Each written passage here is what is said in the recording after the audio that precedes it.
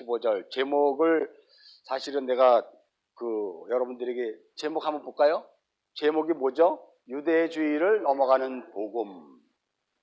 헬라어로 이우다이스모스 유앙겔리온. 이우다이는 유다예요. 유다. 이우다이스모스, 그러니까 유대주의를 넘어가는 복음이다. 지난 시간에 제목이 뭐예요? 확장되는 복음이에요. 복음이 이제 확장되는 거예요. 무엇을 통해서 복음이 확장되는 줄 알았을까요? 우리가 바로 7절이에요. 우리 사도행전 6장 7절 한번 읽겠습니다. 시작. 하나님의 말씀이 점점 왕성하여 예루살렘에 있는 제자의 수가 더 심히 많아지고 허다한 제사장들의 무리도 이 도에 복종하느니라. 정말 이 사도행전을 보면 오순절 성령이 임하자 믿고 구원받는 자들이 120문도에서 3,000명이 늘어났어요. 그 다음에 안진뱅이를 일으킨 사건을 통해서 5,000명이 늘어나고요. 그 다음에는 수를 헤아릴 수 없는 사람들이 이렇게 기하급수적으로 늘어났어요. 예수를 믿는 사람들이. 여러분 여기서 잘 생각하셔야 돼요. 이 예수를 믿는 사람들이 어디로부터 예수를 믿게 되었을까요? 유대적인 배경을 가진 곳에서. 유대적인 배경을 가진 곳에서 이 사람들이 예수를 믿게 되었어요. 유대적인 배경을 가진 것을 다른 말로 유대적인 사상과 생각을 갖고 있는 사람들을 유대주의 이렇게 이야기해요. 오늘 제목이 그래서 유대주의예요. 여러분 유대주의 그러니까 유대인들이 생각하고 있는 사상과 그들의 철학인가 보다 생각하시면 안 돼요. 여러분 성경에 있는 그 모든 이야기는요 사실상 유대주의를 통해서 복음주의로 바뀌는 그런 전환적인 사건을 통해서 이루어지는 건데, 오늘 사도행전을 통해서 우리는 유대주의적인 사고 발상 안에 갇혀있는 우리의 인생관을 가지고 있어요. 그것이 우리의 신앙일 수도 있고 우리의 종교일 수도 있고 우리의 철학일 수도 있고 우리의 삶의 가치 기준이 될 수도 있어요. 거기에서 이제 우리는 확장되는 삶을 경험해야 돼요. 우리가 왜 예수를 믿습니까? 우리가 가장 중요한 예수를 믿는 것은 우리의 삶이, 우리의 사고가 어떻게 된다고요? 확장되는 거예요. 다른 말로 유대주의의 핵심은 뭐냐면 보이는 것으로 말미암아 일생을 살고 보이는 것으로 생각하고 보이는 것으로 꿈을 꾸는 그런 것을 유대주의라고 이야기해요. 그러나 이 복음주의는 그런 유대주의가 아니에요. 복음주의는 보이지 않는 것을 마치 보는 것처럼 사는 거예요. 여러분 우리 인생에서의 가장 절망적인 것이 뭘까요? 내일을 알 수 없다는 거예요. 그리고 우리의 미래를 알 수 없다는 거예요. 그런 삶 속에서 그들이 꿈꾸는 것이 바로 뭐냐면 두 가지예요. 이렇게 살 바에는 어차피 한평생 사는 인생인데 잘 먹고 잘 살지 뭐 라고 하는 것을 영지주의라 그래요. 여러분 영지주의.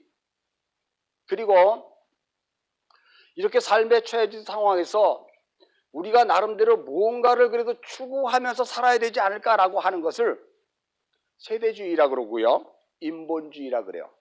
그러니까 이 유대주의 안에 들어있는 두 개의 사상이 뭐예요?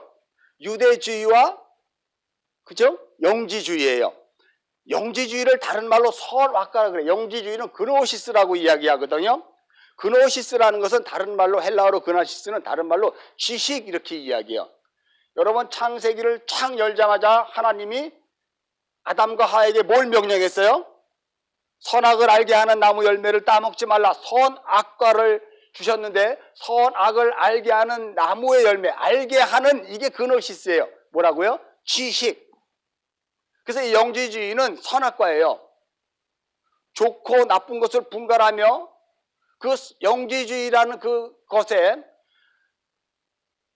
더 우리가 좋은 것으로 또 나쁜 것을 막고 좋은 것으로 끊임없이 좋은 것으로 향해 나갈 수밖에 없는 우리 인간의 심리가 영지주의인데요. 거기에 기름을 붓는 것이 인본주의예요.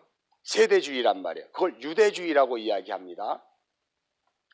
그러니까 이 유대주의적인 발상 안에서 살고 있는 모든 인생들 이렇게 얘기해요. 성경에서 유대주의 그러면 유대인들이 생각하는 사고와 철학이 아니라 여러분들이 그러한 사고와 철학을 갖고 있어요. 그걸 다른 말로 헬라적인 사고방식으로 살아간다 그래요. 그러니까 유대주의 이꼬로 헬라주의이고 헬라주의 이꼬로 인본주의이고 인본주의 이꼬로 영지주의이고 영지주의 이꼬로 예수를 모르는 눈에 보이는 곳에서만 모든 것을 추구하고 그것으로 말미암아 살아가고 있는 사람들이 유대주의예요.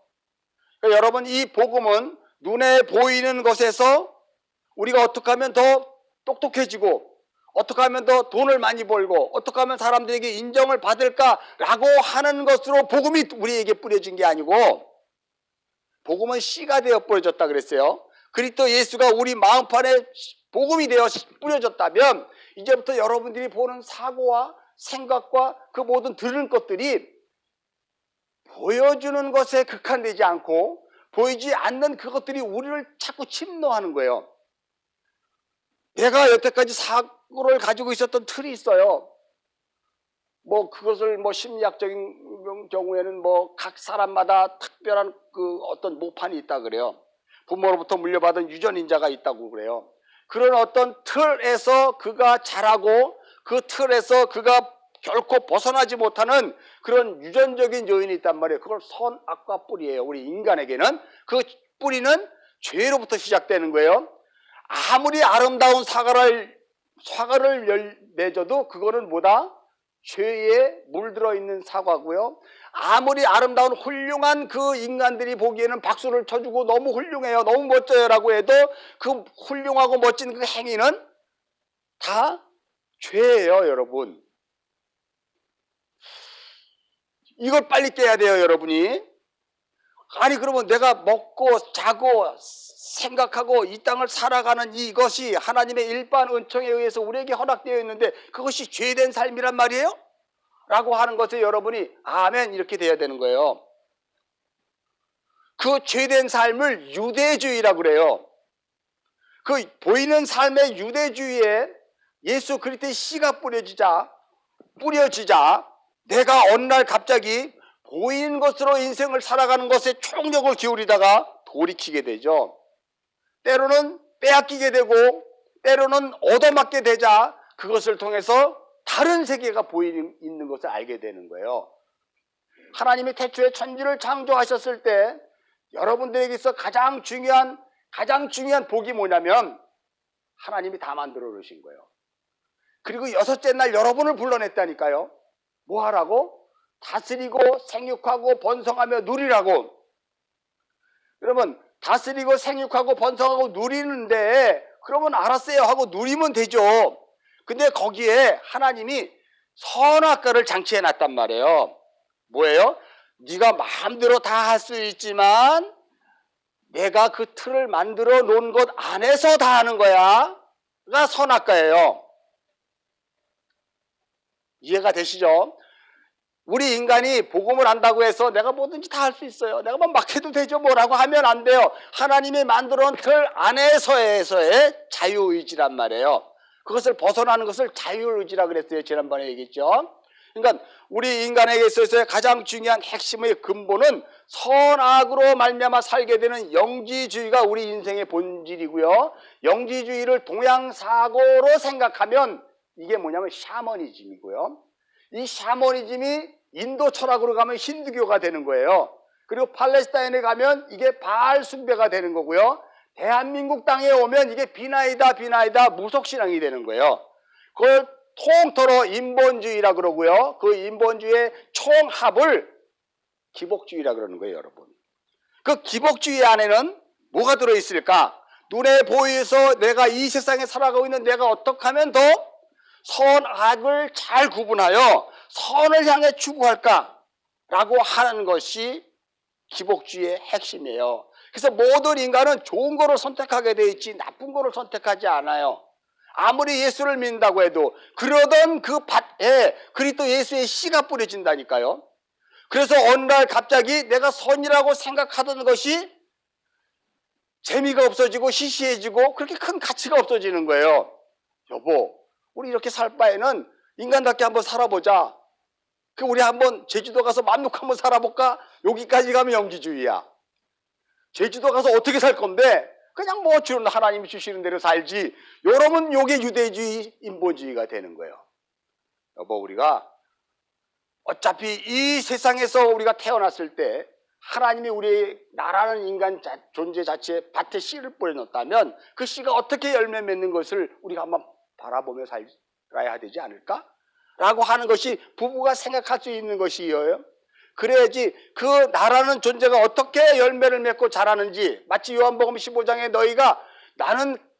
너희는 가지고 나는 포도나무다라고 이야기한 것처럼 포도나무에 단단히 붙어있는 것을 먼저 하고 확인된 상태 하에서 자기가 무슨 열매를 맺었는지를 보게 되는 것이 신앙생활이거든요. 그러니까 우리가 철저하게 내 안에서 불일 듯 일어나는 모든 생각과 사고가, 그것이 인본주의라 그러잖아요. 그걸 유대주의라 그러고 그걸 영지주의라 그러고요. 그걸 인본주의라고 이야기하는 것에 여러분 잘 포커스를 맞춰줘야지. 그것과 분리가 일어나지 않은 상태에서 예수를 믿으면 그 인본주의가 예수를 먹어버리는 거예요. 인본주의가 예수를 먹어요. 내가 예수를 먹어버리는 거예요. 그리고 내가 주체가 돼버리는 거예요. 아까 창세기에서 하나님이 천지를 창조하셨을 때 생육하고 다스리고 번성하라고 이야기했을 때 내가 주체가 되어버리면은요, 하나님조차도 내가 먹어버리는 사람이 된다니까요. 그래서 선악을 알게 하는 그 장치를 만들어 놓으신 거예요. 그래서 여러분, 선악을 알게 하는 장치 안에 여러분들이 다 걸리게 돼 있어요. 다 걸렸기 때문에 여러분 안에 옥토밭, 돌짝밭, 가시떨기밭, 그러한 밭인 여러분 안에 그중에 옥토밭이 씨앗이 터지기 시작해서 여러분들이 여기에 모이게 되잖아요. 여러분, 예수를 믿는 그 모든 사람들은 내가 모태신앙이에요, 나는 3대째 우리 집안이 신앙생활을 하고 있거든요 라고 하는 것에 근거를 두지 마세요. 그건 세대주의거든요. 거기에 근거를 둬서는 아무런 그 예수를 만나지 못해요. 그 모판이 아무리 3대째 모태신앙이라 그래도 그 모판에서 무엇이 자라는가를 봐야 돼요. 그 씨가 터져서 30배, 60배, 100배의 열매를 맺어 그리스도 예수의 향기가 드러나는 거. 고린도후서에 보면 어떤 사람들에겐 썩는 사망의 냄새가 나고 어떤 사람들에겐 살리는 향기로운 냄새가 나는 그 사람으로 우리가 바뀌어가는 것을 봐야 돼요. 우리 주변에 어떤 사람들이 꼬이는가를 한번 잘 보셔야 돼요, 여러분. 여러분 주변에 정말 그리스도의 향기가 물씬 나고 복음으로 말미암아 난 그 인생을 살아야겠어요. 난 복음이 아니면 난 이 세상을 어둠으로 보겠어요. 이 어둠 같은 세상에서 길이요 진리요 생명 되신 그리스도 예수로 말미암지 않고 살아가는 것은 너무 무의미한 것이고, 이렇게 살아가는 인생 자체가 결국 나에게는 아무런 이득이 될 수 없는 것 같아요 라고 하는 사람들이 주변에 많이 있습니까? 아니면 저기 땅을 좀 하나 저쪽에 좀 개발한다 그러는데 한번 사보시죠. 아니면 뭐 주식이 좀 올라간다는데 주식으로 투자를 한번 해보시죠.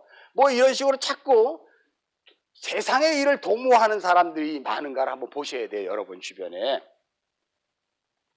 물론 그것으로 말미암아 내가 그리스도의 향기 나는 사람이라고 이야기하기는 좀 이렇게 어불성설이 있지만, 그래도 내가 그리스도의 향기가 나요? 그러면 벌도, 제가 벌을 키우니까 알죠? 벌도 꿀이 있는 곳에 모이지 꿀이 없는 곳에는 벌이 안 가요. 그리고 벌도요, 그 꿀도 독성이 있는 꿀은 안 가요. 그렇듯이 여러분의 주변에 어떤 사람들이 많이 몰려 있는가를 잘 보셔야 돼요. 그래서 교회는 나지만, 우리 개인을 교회라고 얘기하지만 이 교회를 하나님이 공동체로 허락하신 것은 공동체를 통해서 서로의 향기를 점검하는 거예요. 그걸 성도의 교제라 그러거든요. 코이노이아. 성도의 교제는 우리가 제일 중요한 것 뭐예요? 서로와 서로를 동질감을 느끼는 거예요. 통일성을 느끼는 거예요. 그런데 다양함 가운데 통일성을 느끼는 거예요. 어떻게 다양한데 통일성을 느낄까? 다양한 사람들이 모여 다양한 생각을 가지고 있는데 하나로 규합되는 거죠. 예수 그리스도의 그 생각과 성품으로. 그러니까 예수 그리스도의 생각과 성품, 그 십자가적인 삶, 그 복음적인 삶이 하나로 귀결될 때 나머지 주변에 있는 사람들은 다양한 생각을 갖고 갈 수 있어요. 그러나 무슨 일이 벌어지고 무슨 어떤 상황이 결정지면 다 그리스도의 십자가 앞으로 모이게 되죠. 그런데 세상은 무슨 일이 벌어지거나 나의 삶에 위험한 상황이나 어떠한 처지가 닥치면 십자가 앞으로 모이는 것이 아니라 그 세상으로 향해 달려가요. 그것을 해결하든가 거기에 뭔가 진리가 있느냐 가요. 그것이 구별되는 거죠. 복음이라는 것은 우리들에게 진리의 양날이란 말이죠. 그래서 하나님이 선악을 알게 하는 그 틀나무를 허락하심으로 말미암아 우리가 이제 무엇으로 인생을 살아가게 되는지를 알게 되는 거예요. 다시 말해서 눈에 보여지는 그 세상에서의 인생을 절망적이라 생각하지 마시고, 눈에 보이지 사는 그 인생이 너무 해피하고 오 해피데이라고 얘기도 하지 마세요. 여러분이 눈에 보이지 않는 그 세상을 바라보았을 때의 해피데이가 맞습니까? 그 영원한 천국이 나에게 밀물처럼 다가왔을 때 그것이 해피데이입니까? 그 영원한 천국이 나에게 밀물처럼 물려올 때 내가 죽는 광경이 슬픕니까? 그런 것들이 이제는 바뀌어지는 사고로 우리가 삶을 살아가게 돼요. 그래서 그리스도 예수 안에서 이 모든 그리스도 예수를 믿는 인생들에게는 아니오가 없어요. 내 인생의 모든 것이 이해가 되는 거예요. 누구 때문에? 하나님, 창조하신 그 하나님 때문에 이해가 되는 거예요.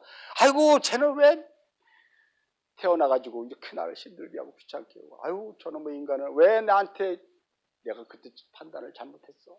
차라리 저기 누구한테 갔었으면 더 좋았을 텐데. 이럴 생각도 할 수 있지만 그렇지 않아요, 여러분.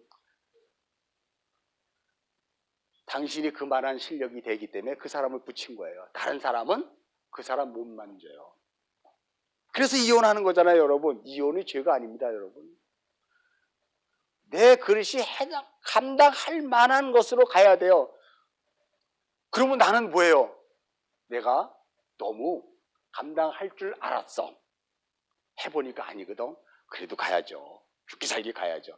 여러분, 그건 율법주의예요. 그렇다고 아니면 돌아서요? 아니죠. 하나님이 허락한 그 범위 안에서 돌아서게 되면 돌아가는 거고, 그래도 죽기까지 끝까지 가면 가는 거고. 그래서 우리의 삶에 대해서 모든 방향과 결정은 내가 하는 것 같지만 하나님이 하시는 거예요. 그런 삶을 한 번쯤 살아보라는 거예요. 그게 그리스도의 향기예요. 우리가 자꾸 율법주의 그노시즘으로 생각하면, 영지주의를 생각하면 예수를 믿는 사람은 향기로워야 된다며. 그러니까 어떻게 해요? 나이스한 것만 보여주려고 그러고.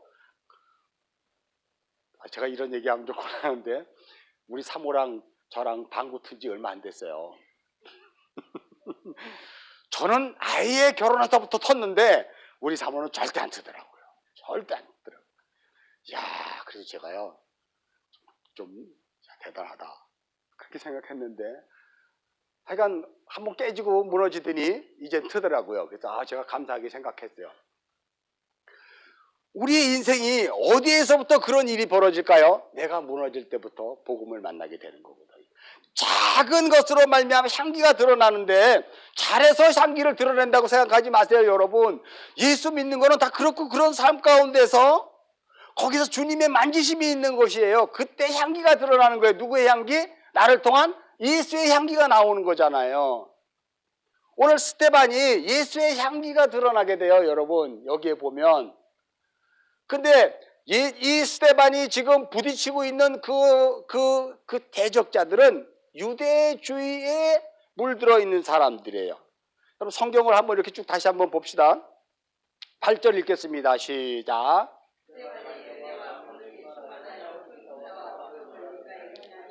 스데반이 은혜와 권능이 충만하대요. 여러분, 스데반을 표현한 내용이 그 앞에 5절 보면 온 무리가 이 말을 기뻐하여 믿음과 성령이 충만한 사람 스데반과 또 빌립 이렇게 돼 있죠.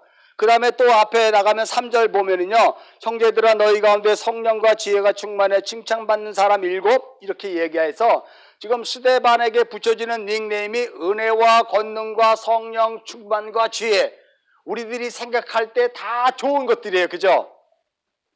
요걸 선악과적인 사고로 보면 여러분, 우리들이 생각하는 그거예요. 똑똑하다, 잘생겼다, 멋있다, 나이스하다. 그러나 이것을 성경의 언어로 보면 우리들이 눈으로 보는 그것과는 달라요. 성경의 언어에서 가장 중요한 핵심은 우리는 눈으로 보여지는 것으로 판단을 하지만 성경은 보이지 않는 것으로 판단해요. 여러분, 보이지 않는 게 뭘까? 하늘에 어디 공중에 있는 게 보이지 않는 걸까? 예수님이 이렇게 이야기했어요. 주님이 또 이렇게 얘기했는데, 바울에게 이야기한 게 뭐예요? 나는 뭐하다? 나는 중심을 보시는 하나님이다. 여러분 중심은 눈에 안 보여요. 여러분 마음에 무슨 생각을 품고 있는지 아무도 몰라. 그치 지환아? 아빠가 네 마음 알까? 모를 거야. 어떻게 알겠어? 근데 지환이가 지금 연필을 들고 쓸구덩이가 지금 설교 요약하려고. 이게 복음이 들어가는 시작일 수도 있죠. 보이지 않는 것을 우리는 알 수가 없어요. 지혜와 성령이 충만하고 믿음과 능력이 이런 모든 이야기는 어디에서부터 흘러나오는 거예요? 눈으로 보여지는 것이 아니라 그리스도 예수로 말미암아 주어지게 된 것이 세상으로 흘러나가서 보니까 그게 지혜고 성령이고 충만이래. 여러분 예수 그리스도의 가장 큰 지혜가 뭘까요? 우리들이 봤을 때 예수 그리스도의 지혜는 뭘까요? 하나님이 말씀하시는 그 예수 그리스도의 지혜가 뭘까요? 십자가잖아요. 죄인들에게 맞아 죽는 십자가. 그게 지혜라니까요. 그걸 영광이라 그러니까요. 우리들이 보는 관점과 전혀 다르지 않아요, 여러분? 우리가 세상을 향해 보는 것과 마음속에 들어있는 것으로 생각하면서 그것이 밖으로 나오는 것에는 굉장한 차이가 있어요. 저는 들으면 그냥 바로 행동을 해요. 이게 제 가장 큰 고쳐야 될 점이거든요. 들으면 담아서 생각한 후에 움직여야 되는데 저는 들으면 바로 가버려요. 그래서 길을 걷다 보면 항상 같이 가면 100m 차이가 나. 악을 쓰고 안 가르려고 이렇게 뒤로 가도 뒷사람이 안 와요. 그게 저 안에 들어있는 그거거든요. 그거를 고쳐야 돼요, 저는요. 여러분들은 뭘 고쳐야 될까요? 스스로 고칠 수 있는 힘을 성령이 주게 되죠. 그럴 때 지혜와 성령 충만이라 그래요. 여러분 성령 충만하니까 갑자기 귀신을 쫓아내고 병 고치고, 지난 시간에 제가 설교했을 때 영적인 것이 뭐예요? 저 사람은 영적으로 충만해, 성령이 가득한 것 같아 라고 했을 때 그 영이 뭐예요? 귀신 쫓아내는 거예요? 병 고치는 거예요? 물론 그럴 수도 있지만 더 중요한 것, 내가 여지껏 세상의 힘을 잡고 살아갔던 그것이 희시해 보이는 게 영성이 있는 거라 그랬잖아요. 여러분의 인생을 살 때 그것이 영성이에요. 그것이 마음 안에 담기기 시작하자 여러분들이 눈으로 보고 듣는 것이 다르게 보이는 거예요. 예전 같으면 내가 성령이 없었을 때는 세상 것을 추구하러 달려갔고요, 세상의 좋은 소리를 듣기 위해서 내가 열심히 그 인생을 살았어요. 그러나 이제는 세상 것이 아니라 성령이 담기자 그 세상 것보다는 하늘의 것들을 담기기 위해 하늘의 신령한 그리스도 예수를 만나기 위한 그 삶으로의 우리의 삶이 전환되는 거잖아요. 그것이 영성이거든요. 그것이 복음으로만 가능하게 되는 거예요. 그것을 길이요 진리요 생명 대신 예수가 하시는 거거든요. 그래서 우리가 예수를 안다 그럴 때 예수 믿고 천국 갑시다 라고 하는 것이 다 율법주의고요, 그게 선악과예요. 여러분 유대주의죠. 심하게 말하면 영지주의예요. 그래서 영지주의 핵심이 뭡니까? WCC 아니에요? 종교다원주의. 모든 곳에 구원이 있는 거예요. 인간이 중심이 돼서 인간이 하는 곳에는 다 구원이 있는 거예요. 내 생각이 법이다 이거예요. 그것이 영지주의 아닙니까? 그것을 깨야 되는 것이 기독교 복음이죠. 오늘 스데반에게 성령과 지혜가 충만하다고 이 8절에 이야기해요. 은혜와 권능이 충만하다 그래요. 그래서 큰 기사와 표적을 민간에게 행하니 라고 이야기할 때, 여러분 스데반이 큰 기사와 표적을 민간에게 행했을 때 어떻게 여러분이 생각이 들어요? 스데반이 그 베드로와 요한처럼 안진뱅이를 일으켰나 보다, 뭐 이런 것들을 여러분이 생각할 수도 있는데, 그러나 스데반이 성령과 권능이 충만할 때 큰 기사와 표적을 민간에게 행할 때 큰 기사와 표적을 행했는데 그 뒤에 나오는 내용을 보면 그 각 지방에서 온 사람들이 스데반의 행한 일을 다 박수를 쳐주는 것이 아니라 시기하고 질투했어요. 그렇다면 이 큰 기사와 표적은 뭘까? 그들이 생각해내지 못한 것들을 생각하며 살아가고 있는 그 모습, 그게 세상 사람들이 볼 땐 꼴불견이고 꼴보기 싫은 거예요. 아이고 저것들은 무슨 예수를 믿는다 그러더니 말이야 저렇게까지 할 필요가 있을까 하는 것들로 시기와 질투가 일어나는 거예요. 여러분 여기 또 성경을 한번 봅시다.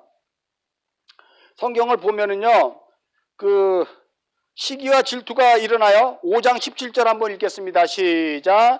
대제사장과 그와 함께 있는 사람 즉 사두개인의 당파가 그 마음에 시기가 가득하여 일어나서 사도들을 잡아 옥에 가둬요. 그죠?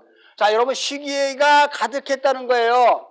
그러면 대제사장과 바리새인들이 왜 시기가 가득했을까?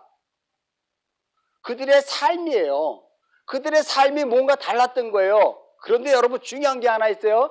여러분, 복음이 여러분에게 들어가기 전에 복음을 모르는 그런 세상 사람에게 그 안에 하나님이 담겨 있는 것이 있어요. 그걸 갖다 양심이라 그러거든요. 양심.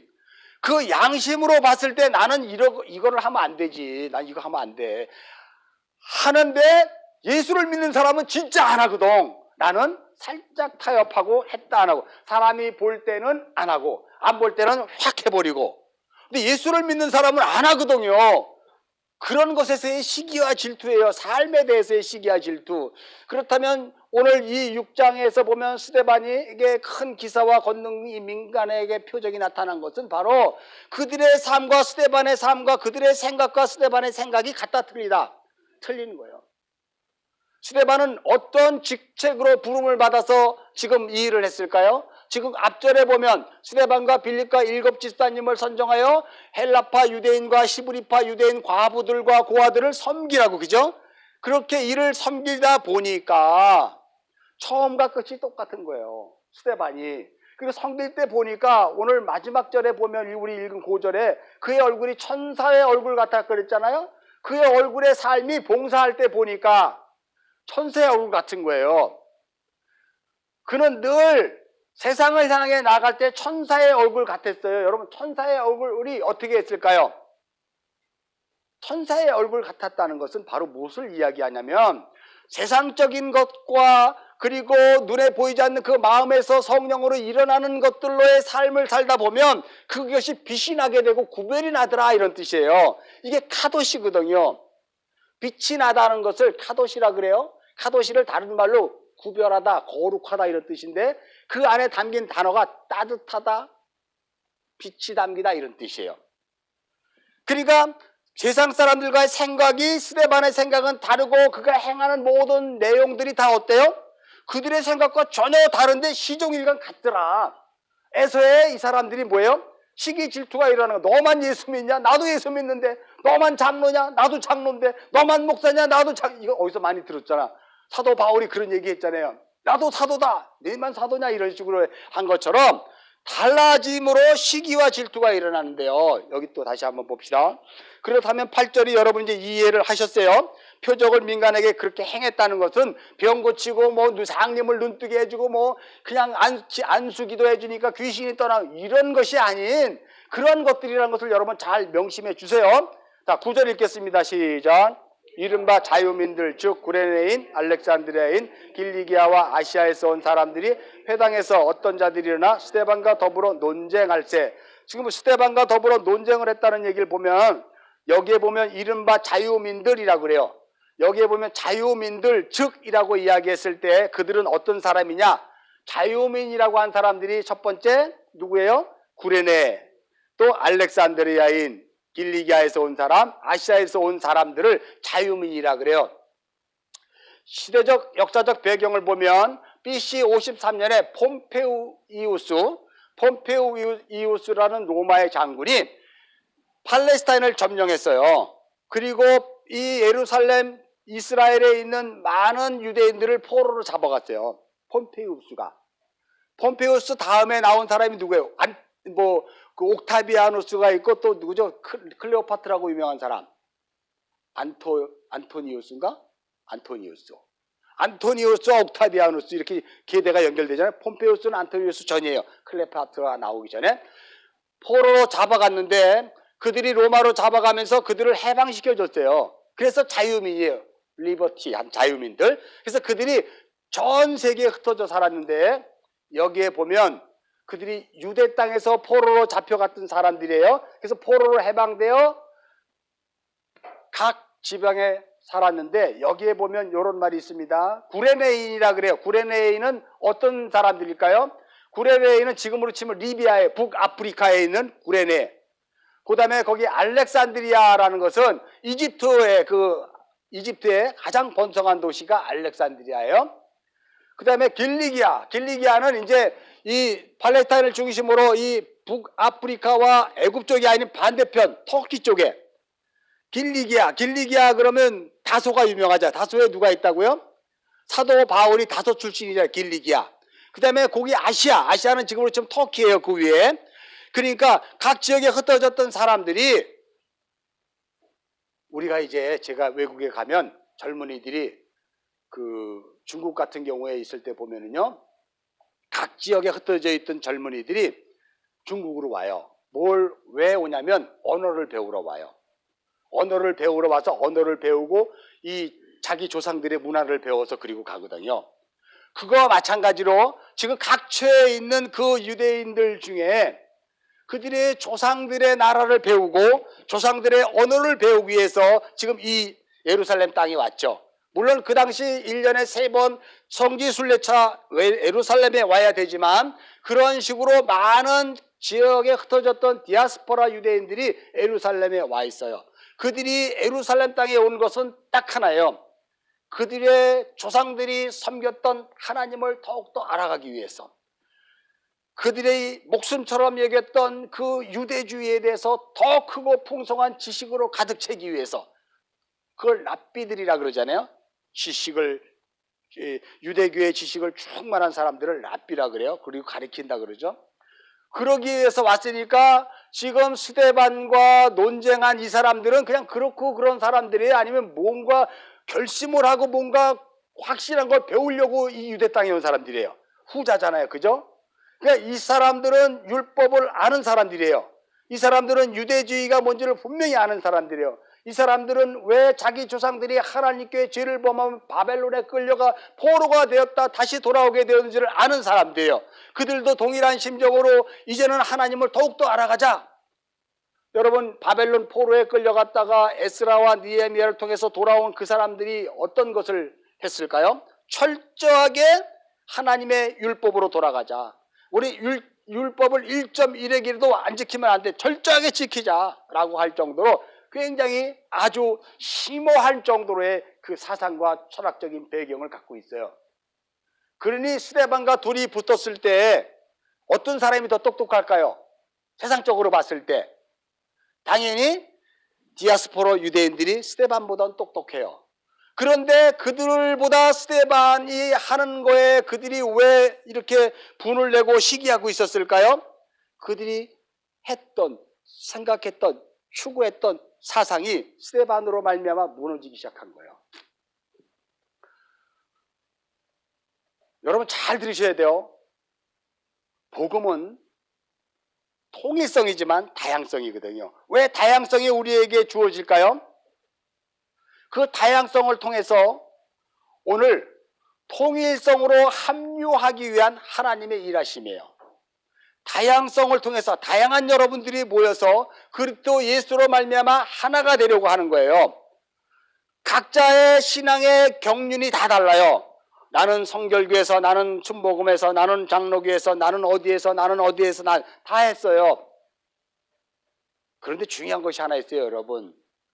근데 우리들이 철떡같이 믿었던 이 성경의 말씀들이 각 교단마다 해석이 다 다르다는 거 아세요, 여러분? 다 다르거든요. 오늘 여기에 보면 구레네, 알렉산드리아, 길리기아, 아시아에 있는 사람들이 다 뭐예요? 각자 자기 나름대로의 유대주의에 충만한 사람들이에요. 아마 스데반과 붙지 않아도 구레네인과 알렉산드리아끼리 부딪히면 둘이 서로 잘났다고 싸울 거예요. 내가 더 많이 알아. 이런 식으로 싸울지도 몰라요. 거기에 스데반이 딱 들어가니까 그런 같은 비슷한 색깔끼리 모여서 그래도 자기 중심에 하나님이 있으니까 그냥 넘어갔는데 이번에는 전혀 다른 하나님이 딱 등장해버린 거예요. 그들이 알았던 신앙의 색깔 가운데 이것이 정답 아니야? 이렇게 믿는 것이 진짜지? 라고 하는 것 안에 전혀 다른 이야기를 하는 그것이 딱 등장해버렸어요. 그 사람이 스데반이에요. 근데 다른 이야기를 한 게 아니라 성경에 있는 이야기를 했거든요. 그럼 이 구레네나 알렉산드리아나 이 길리기아에 온 사람들은 도대체 성경에 있는 얘기가 아니라 전혀 다른 이야기로 가버렸죠. 여러분 그 핵심이, 이 유대주의의 핵심이 나중에 토라를 벗어나 뭘로 바뀌냐면 미드라시로 바뀌어요. 미드라시로. 미드라시가 나중에 뭐로 바뀌냐면 탈무드로 바뀌어요. 여러분 그동안 다니는 교회에서 유대인들을 본받자 탈무드를 우리가 연구해야 된다 소리 많이 듣지 않았어요? 그거는 하나님을 벗어나자, 힘써 하나님을 벗어나자, 우리끼리 그 힘을 하나님의 힘이라도 빌려서 우리도 이 세상에서 잘 먹고 잘 살아보자 하는 유대주의란 말이에요. 여러분 거기에 속았잖아요. 여러분 근데 한마디도 그것을 변론도 못하고 그게 진리인 줄 알았잖아요. 근데 진짜 복음을 만나보니까 탈무드는 하나님 사상에 반대되는 것 쪽으로 가는 유대인들이 만들어냈던 거네. 토라, 모세오경이 아닌 다른 것들이었네라고 여러분이 알았을 때 가슴을 쳐야죠. 얘는 왜 어리석을 수밖에 없어요. 그런 사상 속에 하나님이 담궈 놓으신 거예요. 그래서 여기에 보면은요, 자유민들이라고 이야기할 때 이들은 굉장히 자기 철학이 뚜렷하고 유대주의적인 사상이 확실한 거예요. 그리고 해외에서 예루살렘으로 와서 공부할 정도 되면 집안이 부자죠. 돈 좀 있죠. 그 명색이 힘께나 쓰는 사람들이니까 왔단 말이에요. 스데반보단 똑똑해요. 근데 왜 이들이 스데반과 대화를 나누자 시기하고 질투하게 됐을까요? 다른 복음을 들은 거예요. 다른 복음. 다른 복음? 갈라디아서 1장을 한번 가봅시다.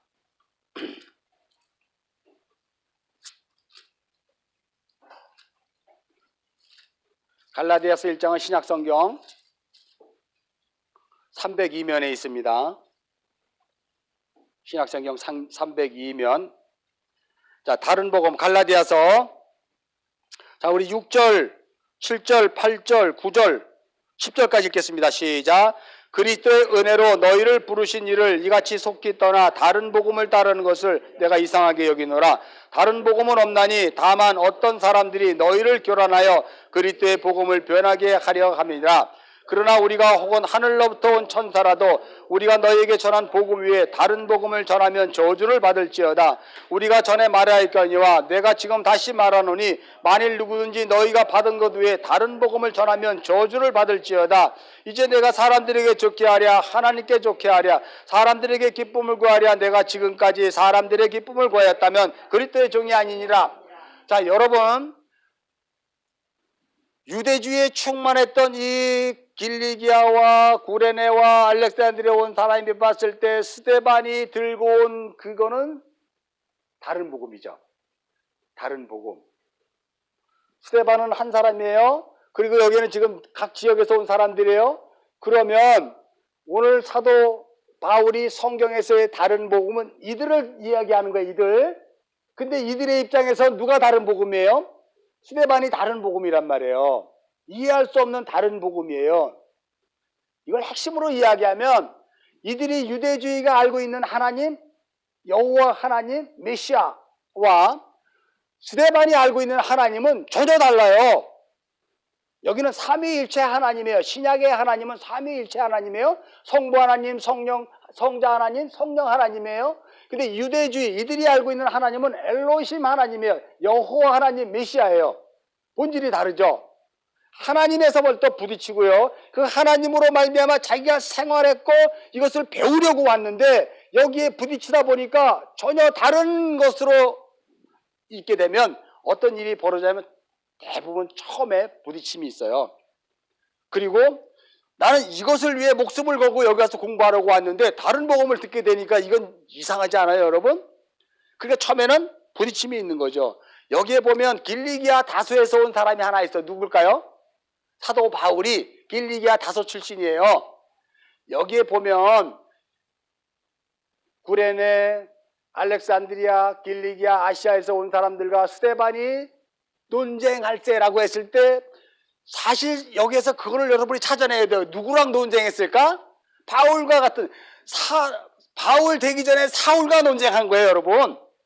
그래서 이 뒤에 보면 사울이 스데반을 죽이는데 증인으로 앉아있다 그랬잖아요. 그러니까 이 내용만 보더라도 지금 바울이 스데반과 뭐하고 있었어? 논쟁한 거예요, 여러분. 바울이 알고 있는 복음은 뭐예요? 가말리엘의 문화에서 정말 길리기아에서 그 집이 천막 만드는 집인데 부잣집이잖아요. 그래서 유학을 보냈단 말이에요. 그래서 가말리엘 학파에서 언어도 배우고 유대를 배웠는데 난 됐던 그 회당에 어느 날 갔더니 스데반이라는 사람이 그냥 공개를 하고 밥 주고 뭐 이렇게 하는 걸로만 알았더니 이야기를 하는데 전혀 다른 이야기가 가는 거예요. 그러니까 꼬리에 꼬리를 물고 부딪히겠죠. 그러니까 저는 여기서 물론 다른 사람들이지만 대표적인 사람이 사도 바울과 부딪혔다고 생각해요. 왜냐하면 결론이 사도 바울이 스데반을 죽이는데 증인으로 섰기 때문에. 나중에 이제 볼 거기 때문에 안 찾아볼 거예요. 시간이 없으니까. 자, 그러므로 이 다른 복음에 대해서 여러분들이 확실히 이해를 해야 돼요. 그러면 여러분들이 지금까지 알고 있었던 복음과 성경에서 말하는 복음이 같아요? 아니면 달라요? 우리는 다 같다고 얘기해요. 나 하나님 믿는다니까? 나 십자가 믿어요. 나만큼 나 주일 한 번도 안 빠졌어요. 이런 행위로 가는 게 다른 복음이에요. 갈라디아에서 이야기하는 다른 복음은 뭐냐면 예수 그리스도의 십자가를 뭐로 받는 거예요? 믿음으로 받게 되는 거예요. 그래서 그 믿음으로 말미암아 나의 삶이 길이요 진리요 생명 되신 예수로 말미암아 그 이 땅의 역사적인 삶을 살아가게 되는 건데 여기에는 뭐냐면 유대주의에 포함된 거예요. 그러니까 예수 그리스도도 믿고 할례도 받아야 된다. 갈라디아에서의 논쟁은 예수를 믿어? 그럼 할례를 받아야 돼. 그리고 예수를 믿어야 돼. 예수를 믿어? 그러면 신앙을 잘해. 신앙생활을 잘해야 돼. 예수를 믿으면 그래야 구원받는 거야. 이렇게 가는 거예요, 여러분. 아, 그러면 뭐 이거 아닌가 보다. 그러면 뭐 예수 아니요, 난 믿는데요 하고 그냥 뭐 대충 해도 되겠네. 라면 또 그게 영지주의가 되는 거예요, 그죠? 예수를 믿게 되면 우리는 그 길로만 갈 수밖에 없어요. 그 길이 뭔지 여러분 아세요?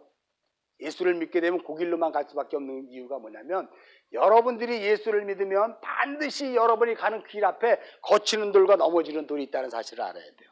거치는 돌과 넘어지는 길이 없이 넓은 도로로 가는 것은 예수 믿는 게 아니에요. 넓은 도로로 여태까지 왔다면 여러분 다른 복음을 믿었던 거예요. 베드로전서로 한번 가봅시다.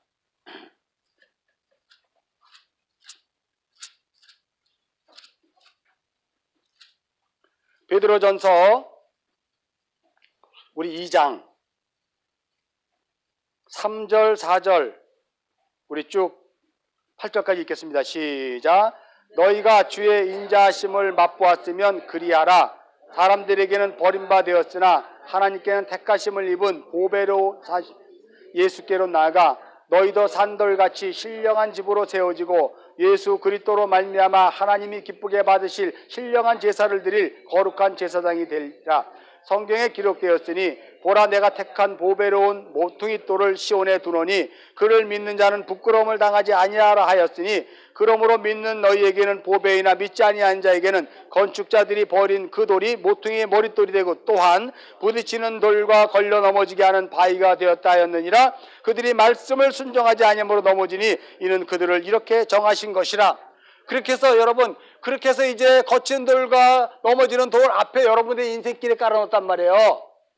그것이 여러분이 진짜 복음으로 가는 것이고 마태복음식으로 이야기하면 좁은 길이에요. 그 길이요. 무슨 소리인지 알죠? 그 길을 가는 자들이 9절을 읽겠습니다. 시작. 너희는 택하신 족속이요 왕같은 제사장이요 거룩한 나라요 그의 소유가 된 백성이니 이는 너희를 어두운 데 불러내어 그의 귀한 빛 가운데 들어가게 하신 이에 아름다운 덕을 선포하려 하십니다. 10절. 너희가 전에는 백성이 아니더니 이제는 하나님의 백성이요 전에는 국류를 얻지 못하더니 이제는 국류를 얻은 자리지라. 그러니까 거치는 돌과 넘어지는 돌이 우리 앞에 있다 보니까 전에는 살짝 피해갔지만 이제는 걸려 넘어지는 거예요. 그래서 여러분 걸려 넘어질 때 아유 재수없어. 왜 이렇게 오늘 내가 밥을 안 먹었나? 힘이 없나? 그래서 넘어진 게 아니고 하나님 넘어뜨린 거예요. 뭐 하라고? 너희 안에 있는 그 유대주의를 뽑아내려고, 그 영지주의, 그 기복주의, 그 번영신학을 뽑아내려고 이렇게 하나님이 하신 거예요. 자, 다시 사도행전 6장으로 갑시다. 자, 그래서 이 사람들이 봤을 때는 다른 복음이지만 이게 진짜 복음은 스데반이 가지고 있는 거예요. 10절에 스데반이 지혜와 성령을 말함을 그들이 등이 당하지 못하는데 11절 읽겠습니다. 시작. 사람들을 매수하여 말하게 하되 이 사람이 모세와 하나님을 모독하는 말을 하는 것을 우리가 들었노라 하고 백성과 장로와 서기관들을 충동시켜 와서 잡아가지고 공에 이르렀대요. 자, 지금 이렇게 되니까 이 사람들이 스데반을 시기하다 보니까 사람들을 매수했대요. 사람들을 돈을 주고 산 거다 보니까 이 사람들이 돈 있는 집 자녀들이고 돈 있는 사람들이네. 그죠? 돈을 주고 매수해서 저 스데반이 두 가지다. 유대인들에게 있어서 가장 중요한 거, 이 당시 사두개인들은 성전 맡은 자들이잖아요. 성전에서 돈을 벌죠. 그리고 바리새인들은 회당, 율법 서기관들, 회당에서 돈을 버는 사람들이잖아요. 공부 가르쳐주고. 그러니까 저 스데반이 성전과 율법, 회당을 이거 아니야, 이거 가짜야 라고 했다고 이야기하는 거예요. 안 통하니까 돈을 주고 매수해서 소문을 내고 다니는 거예요. 그러니까 많은 사람들이 여러분 돈 받으면 그런 얘기 해요, 안 해요? 할 수가 있어요. 근데 우리는 안 해. 우리 안에는 예수가 있기 때문에 세상 거와 구별이 되니까 안 하죠. 아무리 돈이 좋아도 안 하잖아요, 우리는. 근데 세상 사람들은 해요. 돈 주는데 안 할 것 같아요? 돈 주는데? 돈은 주지 안 하냐고. 지환아, 돈 주면 해, 안 해? 안 해. 그러니까 지금 사도가 아니라 스데반을 지금 모함하는 것이 온 예루살렘 지역에 가득하다 이거예요. 그죠? 그러니까 장로들과 공회원들이 딱 듣고 그렇지 않아도 눈에 가시야. 얘들을 다 잡아서 옥에 가둬버려야 되는데 잘 됐다 싶어서 어떻게 해요? 잡아갖고 공회에 지금 앉혀서 스데반이 재판을 받는 과정이 여기에요. 이 내용이. 자, 그래서 모함에 걸렸어요. 마치 예수님이 그렇게 모함 걸려서 했던 것처럼.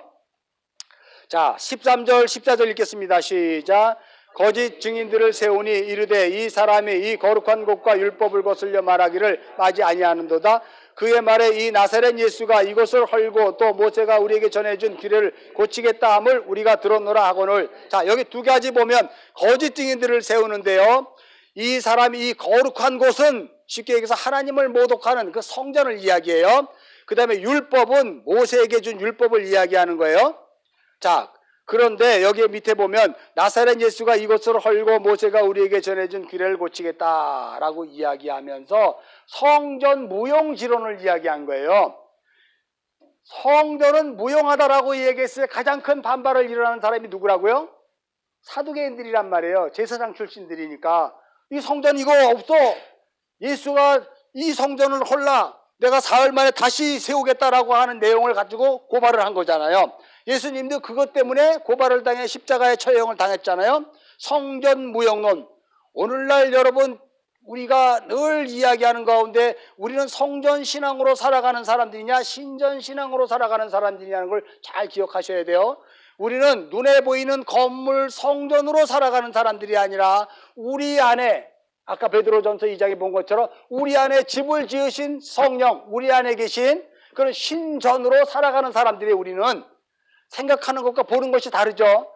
교회라는 성전이라는 건물로 말미암아 거기에 하나님이 계시더라고 이야기하면서 섬기면 그게 종교가 되는 거예요. 하나님을 찾아감으로 말미암아 하나님께 빌면 나에게 복이 떨어질까 하는 그런 것으로 살아가요. 그러나 이제는 찾아가지 않고 내 안에 계신 주님께 묻고 묵상하고 말씀으로 말미암아 지어져가는 삶으로 살아가는 사람들을 신전신앙이라 그래요. 그러니까 누가 오르는 거예요? 성경에서 말하는 것은 사실 구약 66권 전체는 성전이라는 보이는 성전을 보여줬지만 그것은 사실 그림자예요.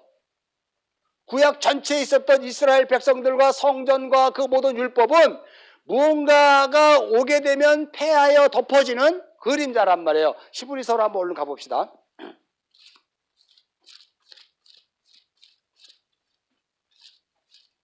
자, 히브리서 8장. 자, 신약 360면입니다. 360면. 히브리서 8장 우리 5절만 있습니다. 시간 없으니까 시작. 그들이 섬기는 것은 하늘에 있는 것의 모형과 그림자라. 모세가 장막을 지으려 할 때 지시하심과 같으니 이르되 산과 모든 것을 산에서 내게 보이던 이거. 자, 그러니까 이 성전, 성막이 성전으로 바뀌었어요. 솔로몬에서. 그래서 이스라엘 백성들이 나중에 하나님이 헐어버렸단 말이에요. 바벨론에 의해서 없애버렸는데도 또 다시 성전을 건축하잖아요. 하나님이 그렇게 또 허락하신 거예요. 성전은 결국은 누구를 향한 거다? 예수 그리스도, 몸 대신 예수 그리스도를 향한 것이란 말이에요. 그것은 바로 뭐냐면 하늘에 있는 모형이신 예수가 이 땅에 오셔서 우리 몸의 성전을 세우면, 몸 성전을 세우면 그것은 성전은 어떻게 된다? 이제 폐하여지는 거예요. 그래서 여러분 예루살렘 성에 그 모리아 산에 세워진 황금 사원은 성전이에요? 모슬렘 사원이에요? 하나님이 모슬렘 사원을 갖다 못을 박아놨어. 이건 아니다, 성전은 여기 있는 거야. 했는데도 여러분은 성지순례 가서 그 성전을 탈환하게 해달라고 혹시 통곡의 벽을 붙들고 기도하지 않았어요? 저기에 왜 하나님의 성전이 있어야 되는데 모슬렘 사원이 있습니까? 하나님 이럴 수도 있습니까? 하는 유대주의에 충만해 있지 않았을까요, 여러분? 그건 하나님이 그렇게 하신 거예요. 아예 성전은 아니다, 여기다 라고 하는 것으로. 그림자, 예표란 말이에요. 모형이란 말이에요. 실제가 왔단 말이에요. 실제가 누구예요? 예수 그리스도죠. 자, 그러면 실제를 한번 찾아가 봅시다. 자, 실제는 우리 10장 10절 읽겠습니다. 시작. 히브리서 10장 10절 시작. 이 뜻을 따라 예수 그리스도의 몸을 단번에 들이심으로 말미암아 우리가 거룩함을 입었노라 라고 이야기해요. 자, 19절 20절 읽습니다. 시작. 그러므로 형제들아 우리가 예수의 피를 힘입어 성소에 들어갈 담력을 얻었나니 그 길은 우리를 위하여 휘장 가운데 열어놓으신 새로운 산길이요 휘장은 곧 그의 육체니라. 그러니까 이미 예수님이 십자가에 지실 때 하늘이 어두워지면서 성전이 찢어졌단 말이에요. 그 성전 장막이 찢어졌단 말이에요. 아니라는 거예요. 찢어버린 거예요. 근데도 계속해서 성전을 신앙하고 있는 거예요. 그게 유대주의란 말이죠. 왜냐하면 거기에 참이 있는 줄 알아요. 진짜 예수가 왔는데도 불구하고. 우리는 그런 신앙이 아닌지는 모르겠어요. 자, 다시 사도행전으로 갑시다. 자, 그래서 그 성전 신앙과 신전 신앙을 얘기하고 다음에 율법에 대한 이야기인데요. 요거는 마태복음 5장 17절 한번 보고 이제 마무리합시다. 마태복음 5장 17절. 자, 마태복음 5장 17절은 신약성경 6면에 있습니다. 자, 찾으셨으면 읽겠습니다. 시작. 내가 율법이나 선지자를 폐하러 온 줄로 생각하지 말라. 폐하러 온 것이 아니요 완전하게 하려 합니다.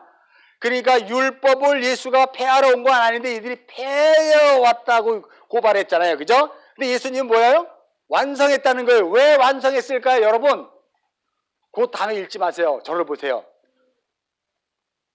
율법을 폐하러 온 게 아니고 율법이 완성되려면은 뭐가 하나 들어가야 돼요. 뭐가 들어가야 된다? 예수 그리스도의 십자가가 거기에 딱 껴야 율법이 완성되는 거예요, 여러분. 그게 십계명의 완성이거든요. 마태복음 본 김에 한번 잠깐만 우리 봅시다. 마태복음 5장에 보면은요. 이거 시간이 없는데 큰일 났네. 빨리 끝내야 되는데. 자, 마태복음 5장에 보면 예수님께서 산상 수훈을 계속 하시는데요. 여러분 21절 한번 읽겠습니다. 시작. 옛사람에게 말한 바 살인하지 말라. 자, 여기까지만 읽어요. 살인하지 말라. 그 다음에 27절 읽겠습니다. 시작. 또 간음하지 말라. 그죠? 그 다음에 33절 읽겠습니다. 시작. 옛사람에게 말한 바 헛된 맹세를 하지 말라. 이게 지금 뭘 얘기해 주는 거예요? 십계명이잖아. 십계명. 살인하지 말라, 간음하지 말라, 헛된 맹세하지 말라. 두 개가 뭐가 빠졌네? 두 개가 뭐예요? 도둑질하지 말라, 탐심 부리지 말라. 십계명이잖아요. 그런데 여기에 보면 이제 이 나중에 그 뒤에 보면은요 43절 한번 읽겠습니다. 5장 43절 시작. 또 내 이웃을 사랑하고 내 원수를 미워라 하는 것을 너희가 들었으나 나는 너에게 이르노니 너희 원수를 사랑하며 너희를 박해하는 자를 위하여 기도하니라. 자, 여러분 이 십계명의 완성은요 예수님이 십계명 전체를 다 풀어준 게 아니라 그 세 개만 풀어줬어요. 그리고 거기에 사랑을 첨가시켰어요. 사랑의 사도로 오신 그리스도 예수가 여기에 들어가야 십계명이 완성되는 거예요. 이해하셨죠? 그래서 여러분 이스라엘이 율법을 들고 십계명을 아무리 지켜도 지킬 수 없는 것이 거기에 예수가 없기 때문에 그래요. 거기 예수를 가리키는 거지 예수를 붙잡는 게 아니란 말이에요. 십계명은 구약의 율법은. 그래서 그들은 심판과 저주를 받아요. 로마서 3장 이하에 보면 저주를 받아 죽을 수밖에 없어요.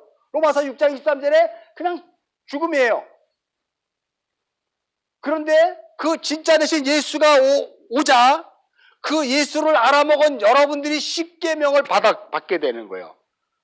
그래서 로마서에 보면 계명의 완성은 십계명의 완성은 뭐다? 사랑이다. 예수 그리스도가 완성하는 거예요. 자, 마태복음 사도행전으로 얼른 또.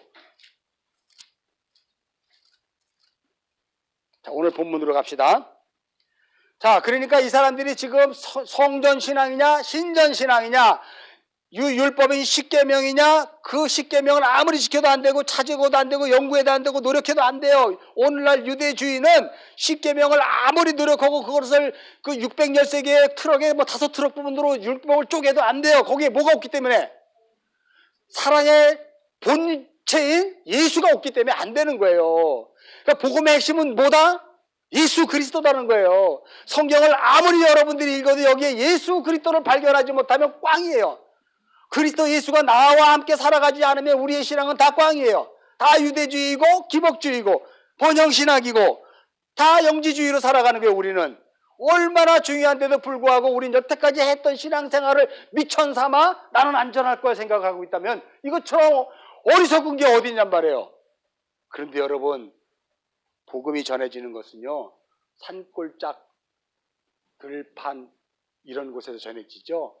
많은 사람이 모이는 곳에 복음이 전해지지 않는다고 예수님이 마태복음에서 설명했어요. 사람이 많으면요, 저도 여러분에게 사탕 발림과 여러분의 힘을 주고 여러분의 격려하고 하나님이 함께 하실 것입니다. 힘내십시오. 모든 인생을 잘 하나님이 도와주실 겁니다. 기도하십시오. 신앙 열심히 사세요. 이런 걸로 얘기할 거예요. 그러나 그건 본질이 아니에요. 유대주의예요. 그게 영지주의고.